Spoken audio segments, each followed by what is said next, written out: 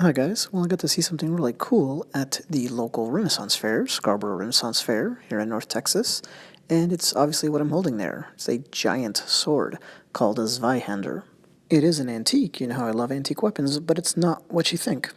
I definitely have to thank the fine folks at Eternal Arms, there's their card, for letting me see, hold, and photograph/video it. It was great talking weapons with them, and I bought a cool little knife that I'll show you guys in a future video. But notice, if you will, that they use it in their advertisement, right? It's a central part of their logo, and that'll tie into the actual purpose of the one in question.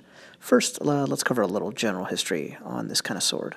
This is one of those weapons that has an oversized place in kind of the cultural memory relative to how long it was used.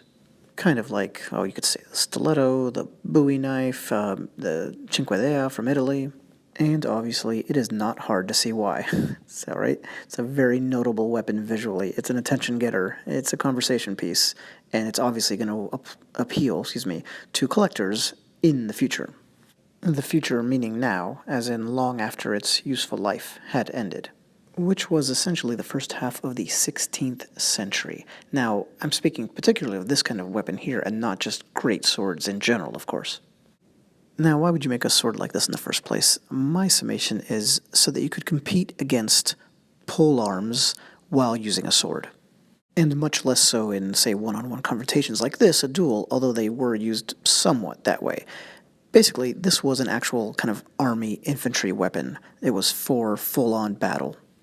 So if you were one of the bigger soldiers amongst the big Germanic soldiers serving at the time, you could make extra money by wielding one of these monsters and attacking groups of pikemen, trying to break up their formation with it. So you can see it was kind of a specialized infantry shock troop tool. And like we said, they're really more remembered because of how long they are than how long they were used. It's about the visual impact of it, and for that reason, they still got made after they weren't used on the battlefield anymore.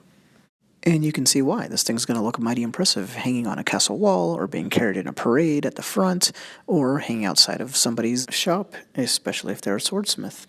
And that's what I was told this one was. It was kind of a storefront advertisement. Look at the age on this thing, and the leather grips there on the left and on the pommel itself. Now, when Zweihanders took on this second life, as these symbols, they became even bigger, so bigger and heavier than the functional versions. It was obvious on picking this one up that that was the case here. This thing is really heavy, heavier than a useful weapon would be, even for a giant Teutonic soldier. This type of elaborate cullion is depicted a lot, and especially if you're going to make one just for show, well then why wouldn't you show off as much as possible, including on the crossguard?